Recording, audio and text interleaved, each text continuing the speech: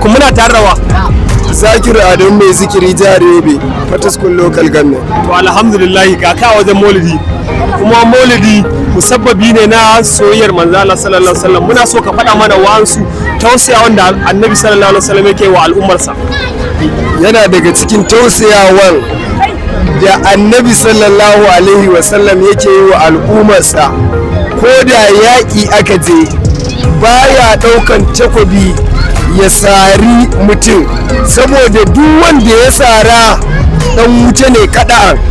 Za ka samu idan ka bi tarihi wanda shugaba sallallahu alaihi wasallama ya kashe a rayuwar shi mutum ɗaya ne, shi ma ya jajirce ne sai ya ga bayan manzan Allah ya yi ta abubuwa, shi ne manzan Allah sallallahu alaihi wasallam shi kaɗai ya kashe.